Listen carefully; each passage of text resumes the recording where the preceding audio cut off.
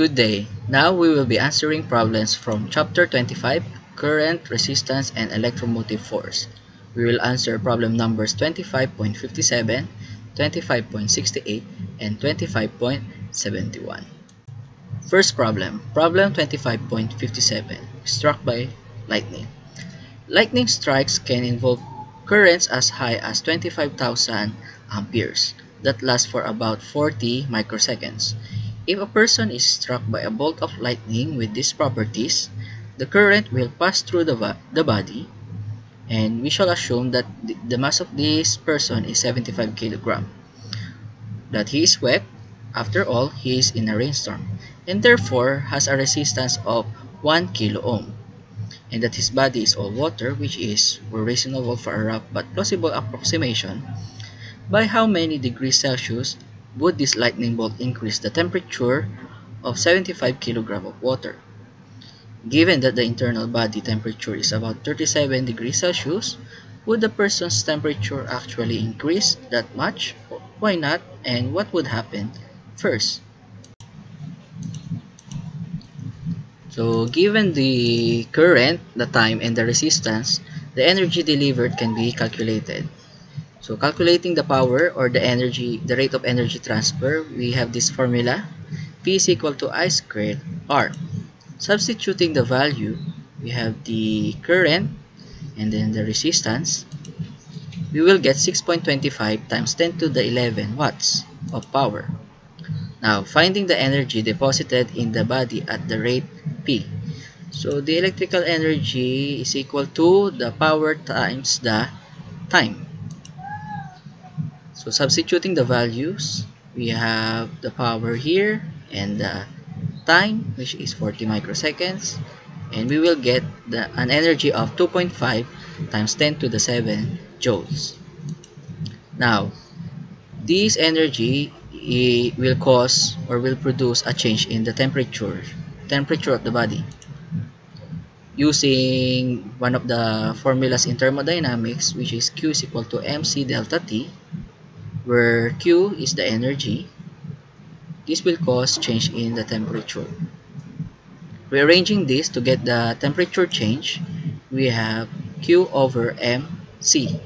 C is the specific heat of water. So the specific heat of water is 4,190 joule per kilogram Celsius degree. Substituting the values, we have the energy here, the mass of the body, and specific heat of water. We will get a temperature change of 80 Celsius degree. For part B, given that the internal body temperature is 37 degrees Celsius, would the person's temperature actually increase that much? Why not? And what would happen first? Since the body temperature is 37 degrees Celsius, then an increase of only 63 degrees Celsius, which will bring it to 100 degrees Celsius, brings the water in the body to the boiling point. Part of the person's body will be vaporized.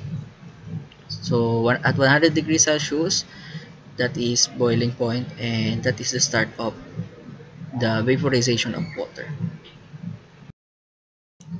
So next problem, problem 25.68. A cylindrical copper cable, which is 1.5 kilometers long, is connected across a potential difference of 220 volts. What should be its diameter so that it produces heat at the rate of 90 watts? What is the electric field inside the cable under these conditions?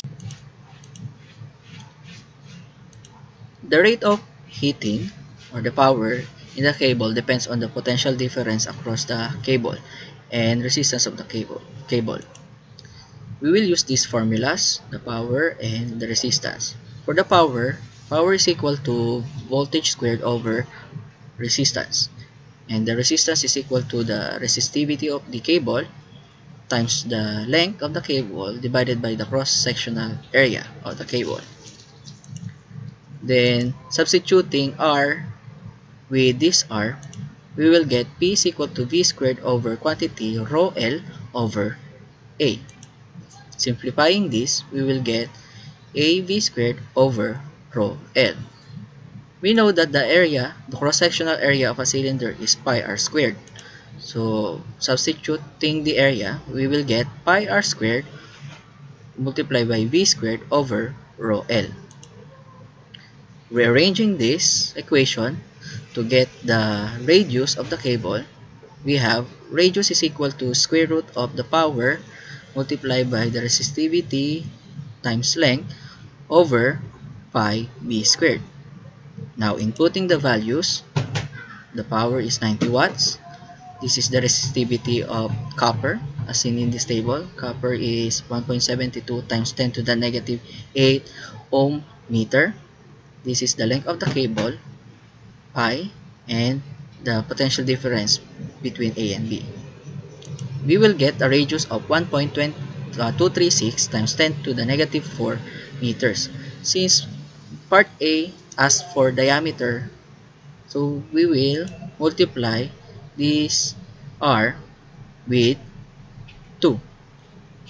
So converting this meter into millimeter, we have 0.1236 millimeter, and multiplying this by 2, we will get 0.247 millimeters. For part B, what is the electric field inside the cable under these conditions? So the electric field in the cable is equal to the potential difference across its end divided by the length of the cable. So this is the formula. E is equal to V over L. Substituting the potential difference and the length of the cable, we will get an electric field of 0.147 volt per meter. And the diameter of the cable, as we evaluate it, it is very thin. Problem 25.71. A lightning bolt strikes one end of a steel lightning rod, producing a current of 15,000 ampere that lasts for 65 microseconds. The rod is 2 meters long and has a diameter of 1 centimeters. Its other end is connected to the ground by a 35 meter 8 millimeter diameter copper wire. Find the potential difference between the top of the steel rod and the lower end of the copper wire during the current burst. Find the total energy deposited in the rod and wire by the current burst. So given the length, the diameter, and type of material, the resistance of each wire can be calculated. Using this formula, resistance is equal to resistivity times the length over cross-sectional area. Solving for the resistance of the steel. For steel, the resistivity is 2 times 10 to the negative 7 ohm meter. Substituting the values, we will have this. This is the resistivity of the steel, the length of the steel rod, and since we are given the diameter, we will divide this into 2 so that we will get the radius. And we know that the formula for the cross-sectional area of a cylinder is pi r squared. We will have pi over 4 multiplied by 0.018 meter squared, giving us the resistance of the steel, which is 1.57 times 10 to the negative 3 ohms. Now, for solving the resistance of the copper rod, we will use the same formula and substituting the value. This is the resistivity of copper, 1.72 times 10 to the negative 8 ohm meter, the length of the copper rod, and same thing, we are given the diameter. We will divide this into 2 to get the radius, and the cross-sectional area of a cylinder is pi r squared. We will have pi over 4 times 0.008 meter squared. And we will get the resistance of the copper, which is 0.012 ohm. For part B, finding the for part A rather, we will find the potential difference between the top of the steel and the lower end of the copper wire, given these resistances of the steel and the copper. So we know that V is equal to IR, and we will just add the resistances of the two material, the steel and the copper. Substituting the values, this is the current due to the lightning burst and the resistance of steel plus resistance of the copper. So we will have a potential difference of 204 volts. For part B, finding the total energy deposited in the setup, calculating the power, then E, we will have this. The formula for power is I squared R. For energy is power times time. Then, substituting P with this P, we will have E is equal to I squared R, this is the power, multiplied by the time.